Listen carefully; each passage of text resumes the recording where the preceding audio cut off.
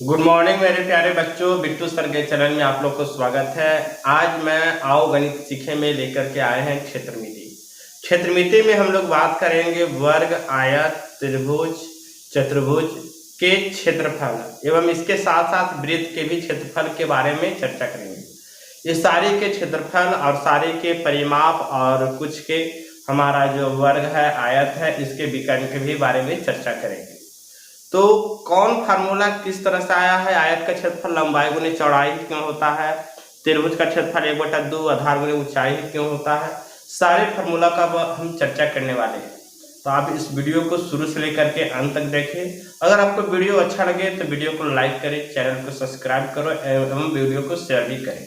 तो चलिए हम स्टार्ट करते हैं। सबसे पहले चलते हैं आयत के बारे में, और आयत कहते हैं किसको, इसके बारे में चर्चा करेंगे।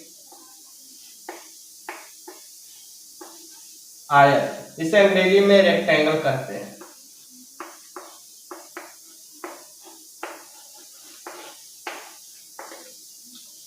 आयत होता है क्या, समझिएगा, वह चतुर्भुज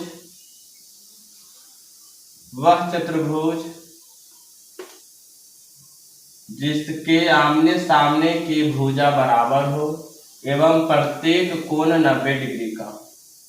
वह चतुर्भुज जिसके आमने सामने के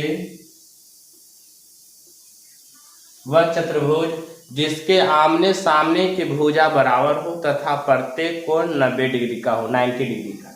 देखिए, आमने सामने की भुजा क्या है, बराबर है, और प्रत्येक कोण क्या है, 90 डिग्री। तो वैसे चतुर्भुज को क्या कहते हैं, आयत कहते हैं। देखिएगा, आयत का जो क्षेत्रफल ये होता है आपका लंबाई, इसके शॉर्ट में एल से सूचित किया जाता है। ये होता है चौड़ाई,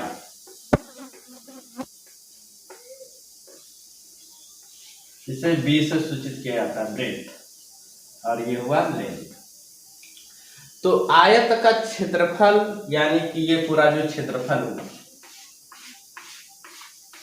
ये पूरा जो क्षेत्रफल हुआ, ये आयत का जो क्षेत्रफल का फॉर्मूला होता है, आयत का क्षेत्रफल का जो फॉर्मूला होता है, लंबाई गुने चौड़ाई, लंबाई गुने चौड़ाई। थोड़ा समझिएगा, ये जो आयत है बच्चा लोग, ये आयत जो बना है लंबाई और चौड़ाई से, तो इसमें n नंबर ऑफ लंबाई अगर रह जाए और n नंबर ऑफ चौड़ाई, यानी लंबाई चौड़ाई का अगर मल्टीपल कर दे तो यह पूरा का क्या हो जाएगा, क्षेत्रफल निकल जाएगा। जैसे कोई ये लंबा है, ठीक, अगर आपको चटाई बनाना है तो इस तरह से डंडा को लंबा लंबा ऐसे कर दीजिएगा तो क्या पूरा आयत आपको बन सकता है? आयत का पूरा एरिया टाइप का बनेगा? नहीं। तो आप लोग जानते हैं कि चटाई बनाने के लिए एक इस तरह से करते हैं तो एक इस तरह से भी देते हैं, यानी n नंबर ऑफ लंबाई और बहुत सारे क्या होता है, चौड़ाई, ये दोनों में आपस में क्या होता है, मल्टीपल हो जाता है, तो इसका क्या निकल जाता है, एरिया। तो लंबाई और चौड़ाई के गुणनफल होता है, लंबाई और चौड़ाई का गुणनफल, यही कहलाता है आयत का क्षेत्रफल। देखिए, क्षेत्रफल क्या होता है बच्चा लोग, क्षेत्रफल ये बताता है कि ये लंबाई और चौड़ाई के साथ कितना स्थान घेर रहा है, ये लंबाई और चौड़ाई के साथ कितना स्थान घेर रहा है। लेकिन आयतन यह बताता है कि लंबाई, चौड़ाई और ऊंचाई के साथ कितना स्थान घेर रहा है। थोड़ा समझिएगा, क्षेत्रफल ये बताता है केवल एक प्लेन में होता है, 2 डायमेंशन में होता है, और आयतन होता है 3D डायमेंशन में। तो क्षेत्रफल ये बताता है केवल कि लंबाई चौड़ाई के साथ कितना स्थान घेर रहा, ऊंचाई में नहीं होता है। तो ये लंबाई और चौड़ाई के मल्टीपल जब कर देंगे तो उसका क्या निकल जाता है, क्षेत्रफल, यानी क्षेत्रफल से ही पता चल जाता है। और जब भी किसी का क्षेत्रफल होगा तो अगर यूनिट है तो कोई भी यूनिट का स्क्वायर आएगा, यानी मात्रक जो भी आएगा वो मात्रक का क्या होगा, हमेशा स्क्वायर होगा। अगर मीटर में लंबाई है, मीटर में चौड़ाई, तो मीटर का स्क्वायर, सेंटीमीटर तो सेंटीमीटर का स्क्वायर, यानी वर्ग में होगा, वर्ग यूनिट। ये इसका पहला फॉर्मूला हो गया। दूसरा फार्मूला है आयत का परिमाप, पैरामीटर ऑफ रेक्टेंगल, इसको बोलते हैं एरिया ऑफ रेक्टेंगल। परिमाप का मतलब होता है बच्चा लोग घेरा। आप लोग गांव में देखते होंगे कि आपका जो खेत होता है तो चारों तरफ से जो आरी होता है ना, आर, वो चारों तरफ से जो घेरा है उसी को कहते हैं परिमाप। सिंपल शब्दों में ये समझिए कि वो चारों तरफ का जो बॉर्डरिंग किया गया है, जो घेरा है, जो आरी है खेत के चारों तरफ, और वो होता है परिमाप। और क्षेत्रफल ये होता है जिसमें धान गेहूं रहता है ना उगाया हुआ, वो क्षेत्रफल में रहता है, और चारों तरफ जो आर है उसको कहते हैं परिमाप। बस सिंपल शब्दों में समझिए। तो ये देखिए घेरा है, तो एगो लंबाई, देखिए समझिएगा, एगो लंबाई और एक लंबाई, और तो एक लंबाई और एक लंबाई प्लस ये भी लंबाई। नहीं तो सिंपल ऐसे समझिए, एगो लंबाई हो गया, एगो चौड़ाई हो गया, फिर एगो लंबाई हुआ, फिर एगो क्या हो गया चौड़ाई, एगो लंबाई, ये देखिए चौड़ाई, फिर लंबाई, फिर चौड़ाई। यानी चारों तरफ के जो घेरा होता है वही होता है परिमाप। तो इसमें देखा जाए तो 2 गो लंबाई है प्लस 2 गो चौड़ाई है, तो 2 2 दोनों में है, तो 2 हम क्या ले लेंगे, कॉमन ले लेंगे, तो एल प्लस बी। इसी का फार्मूला होता है 2 इंटू एल प्लस बी। तो आयत का परिमाप का फार्मूला होता है 2 इंटू एल प्लस बी, 2 गुने लंबाई प्लस चौड़ाई। आई होप बिल्कुल आप चीजों को समझ गए होंगे। चलिए अब इसकी चर्चा करते हैं विकर्ण के बारे में। विकर्ण क्या होता है?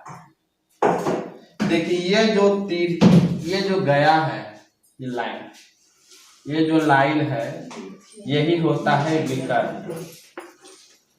क्या होता है? विकर्ण। ये जो लाइन है यही होता है विकर्ण। फिर से अच्छा समझिएगा, चाहे ऐसे लाइन खींचिए, आमने सामने को कोण को मिला, किस आयत के आमने सामने के कोण को मिलाने वाली भुजा को ही विकर्ण कहते हैं। ये आमने सामने, चाहे ऐसे भी मिलाइए, चाहे ऐसे मिलाइए, चाहे जैसे आप मिलाइए, वो सब क्या है? विकर्ण है। चलिए इसको क्या कहते हैं? विकर्ण। चलिए तो आयत का विकर्ण बराबर, देखिए विकर्ण जो हुआ एक राइट एंगल ट्रायंगल, संपूर्ण त्रिभुज बन गया।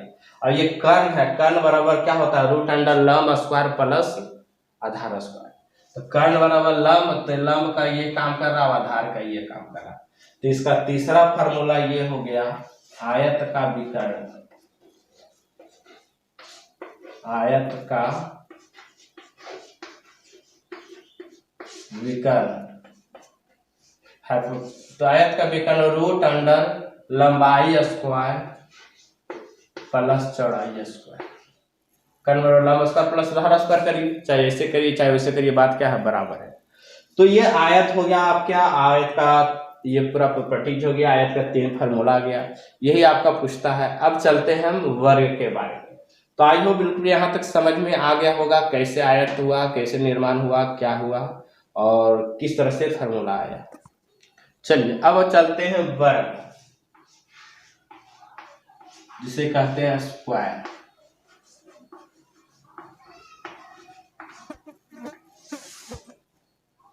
स्क्वायर का देखिए ये डायग्राम होता है।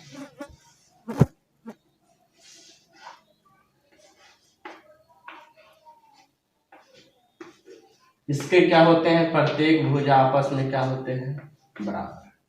तो वर्ग का क्या हो गया आपका परिभाषा? वह चतुर्भुज जिसके प्रत्येक भुजा आपस में बराबर हो तथा प्रत्येक कोण 90 डिग्री का।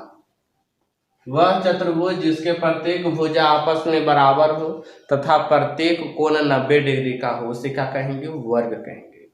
बिल्कुल समझ रहे होंगे बात को। चलिए तो इसका भी क्षेत्रफल देखिए कुछ वही है, लंबाई गुने चौड़ाई। तो ये भी, तो इस ये भी भुजा, ये भी क्या है? भुजा। तो लंबाई गुने चौड़ाई अगर इसका कह दिया जाए वर्ग का क्षेत्रफल, वर्ग का क्षेत्रफल का बात किया जाए तो लंबाई गुने चौड़ाई यानी भुजा गुने भुजा लिख सकते हैं, भुजा गुने भुजा, यानी भुजा के स्क्वायर यानी साइड का स्क्वायर, तो इसका एरिया हो गया। दूसरा अगर देखा जाए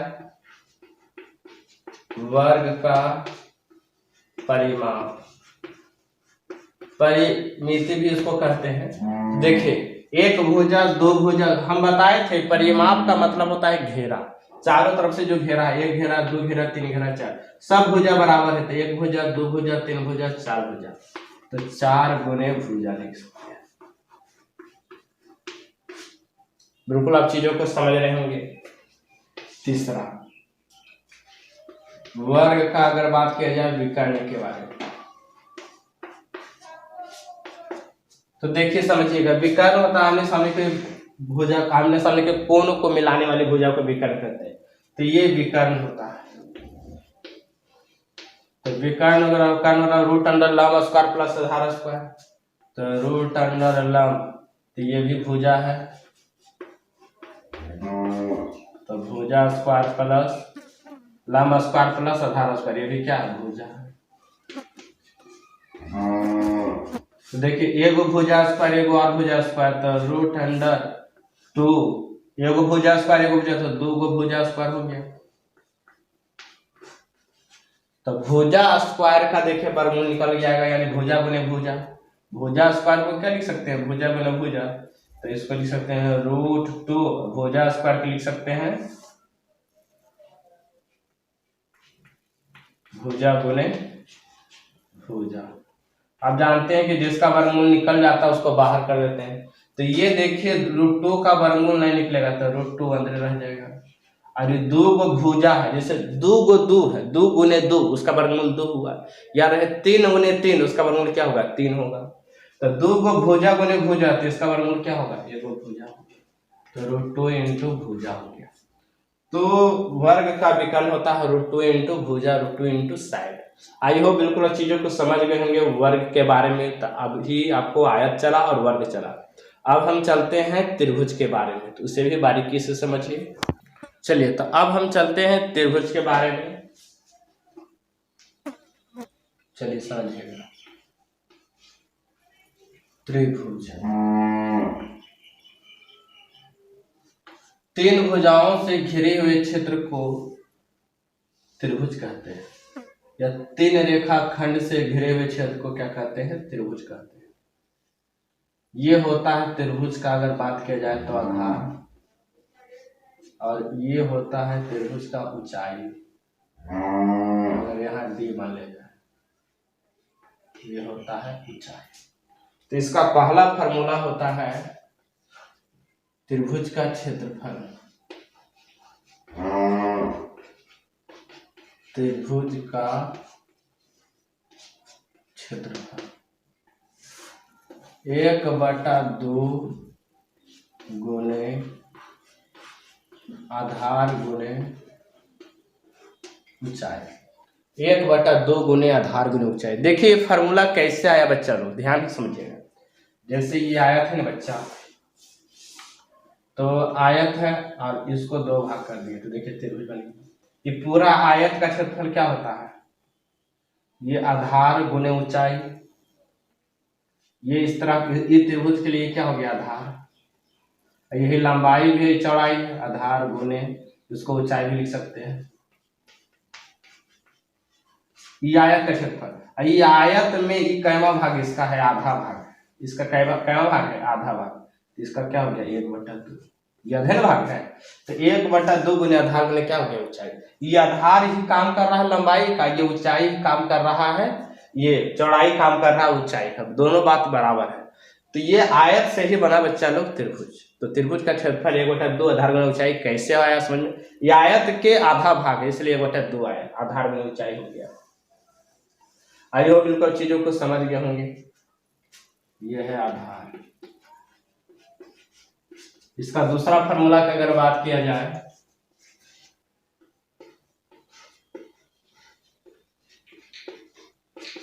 त्रिभुज का परिमाप,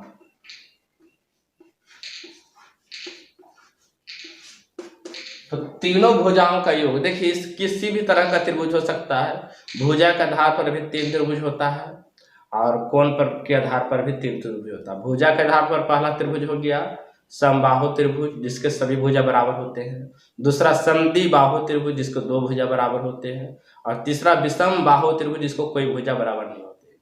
और एक हुआ कोण के आधार पर न्यून कोण त्रिभुज जिसका एक कोण 90 डिग्री से क्या हो, माने कि वह त्रिभुज जिसके प्रत्येक कोण 90 डिग्री से छोटा हो, न्यून कोण त्रिभुज। एक होता है अधिक कोण त्रिभुज जिसका एक कोण 90 डिग्री से बड़ा हो। एक होता है समकोण त्रिभुज जिसका एक कोण 90 डिग्री से हो। तो आई होप बिल्कुल चीजों को समझ गए होंगे।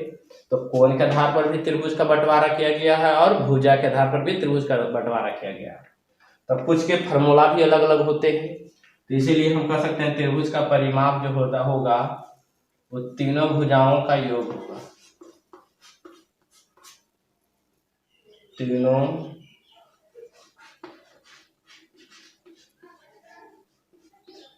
भुजाओं का योग, तीनों भुजाओं का क्या होगा, योग होगा। आई होप बिल्कुल अब चीजों को समझ गए होंगे। अब हम चलते हैं कुछ त्रिभुज के और फार्मूले होते हैं, जैसे समबाहु त्रिभुज के कुछ फार्मूले होते हैं, तो उसके बारे में भी हम लोग चर्चा करते हैं। तो चलिए चलते हैं अब समबाहु त्रिभुज के बारे में। समबाहु त्रिभुज वह त्रिभुज जिसके प्रत्येक भुजा क्या हो, आपस में बराबर। वह त्रिभुज जिसके प्रत्येक भुजा आपस में बराबर। और प्रत्येक भुजा जब बराबर होता है तो प्रत्येक कोण भी बराबर होता है। तो प्रत्येक कोण जो होगा बच्चा लोग वो 60 डिग्री का होता है। प्रत्येक कोण कितना डिग्री का, 60 डिग्री। सब भुजा बराबर तो सब कोण बराबर। तो वह त्रिभुज जिसके प्रत्येक भुजा बराबर हो तो वैसे त्रिभुज को कहते हैं समबाहु त्रिभुज। तो चलिए इसके फार्मूले चलते हैं। तो इसके फार्मूला सबसे पहला होता है समबाहु त्रिभुज का क्षेत्रफल। समबाहु त्रिभुज का क्षेत्रफल ये होता है, देखिए सब भुजा बराबर तो इसको भुजा गुने भुजा, सब भुजा बोल सकते हैं। ये भी भुजा, ये भी भुजा, क्योंकि सब भुजा बराबर है तो भुजा भुजा भुजा लिख सकते हैं। तो इसका होता है √3/4 गुने भुजा स्क्वायर। √3/4 गुने भुजा स्क्वायर होता है। कैसे होता है ये भी फार्मूला प्रूव कर सकते हैं। अब देखिए आधार, ये आधार भुजा गुने ऊंचाई, तो आपको कर्ण निकालना पड़ेगा। तो कर्ण बराबर लंब स्क्वायर प्लस आधार स्क्वायर, उस तरह से निकालिएगा तो ये फार्मूला क्या होगा आपका प्रूफ हो जाएगा। तो उतना प्रूफ नहीं करना है, सिंपली समझिए √3/4 गुने क्या होता है, भुजा स्क्वायर होता है। चलिए दूसरा समबाहु त्रिभुज का ऊंचाई या शीर्ष लंब भी बोल सकते हैं। समबाहु त्रिभुज का ऊंचाई या शीर्ष लंब बोल सकते हैं √3/2 गुने केवल भुजा होता है। √3/2 गुने भुजा, ये शीर्ष लंब जो है लंब। तीसरा समबाहु त्रिभुज का परिमाप, त्रिभुज का परिमाप। अब जानते हैं कि तीनों भुजाओं का योग होता है तो सब भुजा बराबर है, तो 3 गुने क्या हो जाएगा भुजा, 3 भुजा घेर दीजिए, भुजा गुने भुजा, 1 भुजा 2 भुजा 3 भुजा, तो 3 गुने भुजा हो गया। आई हो बिल्कुल अब चीजों को समझ गए होंगे। ये समबाहु त्रिभुज है। समबाहु त्रिभुज का क्षेत्रफल होता है √3/4 गुने भुजा स्क्वायर। और समबाहु त्रिभुज का ऊंचाई, ये जो ऊंचाई है, ये ऊंचाई होता है √3/2 गुने भुजा। समबाहु त्रिभुज का परिमाप होता है √3 गुने भुजा। आई हो बिल्कुल चीजों को समझ गए होंगे। चलिए तो अब हम चलते हैं समकोण त्रिभुज में। तो ये आपका है समकोण त्रिभुज, राइट एंगल ट्रायंगल। वह त्रिभुज जिसका एक कोण समकोण हो अर्थात 90 डिग्री का हो। चलिए देखिए,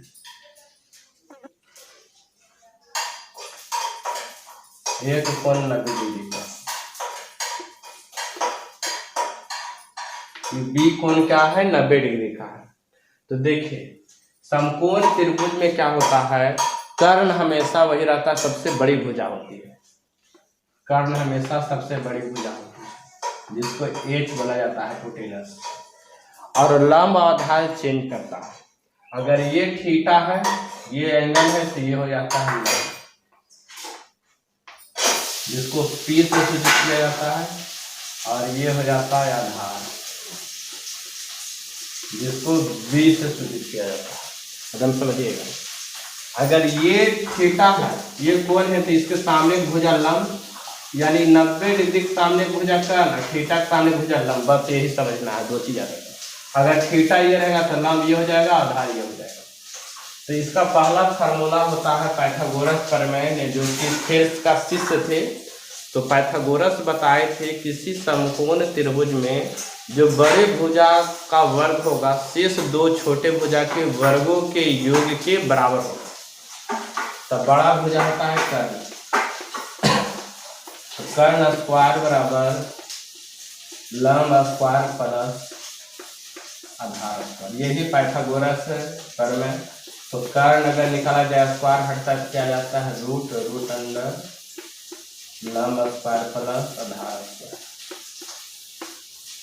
इस तरह से है आपका। अगर इसमें लंब निकाला जाए तो देखिए, लंब निकाला जाए तो ये प्लस में इधर आएगा, क्या होगा माइनस में। तो जितना भी निकलेगा कर्ण के अलावा, ये निकलेगा चाहे ये निकलेगा, सब माइनस हो जाएगा। तो रूट किसमें माइनस होगा, कर्ण। तो कर्ण स्क्वायर माइनस लंब निकाल रहे हैं तो आधार माइनस होगा। अगर आधार निकाला जाए तो रूट अंडर आधार निकलेगा तो लंब प्लस है, तो लंब हो जाएगा माइनस में, तो कर्ण स्क्वायर माइनस लंब। आई होप बिल्कुल चीज़ों को समझ गए। यही है पाइथागोरस प्रमेय। इसमें भी अच्छा लगा सकते हैं, ये बेटा 2 आधार गुने ऊंचाई। ऊंचाई क्या काम कर रहा है, लंब का, तो फल वही है, बाकी कोई दिक्कत नहीं है। समकोण त्रिभुज में ये बहुत ज़्यादा यूज है, इसलिए इसे ध्यान में रखिएगा।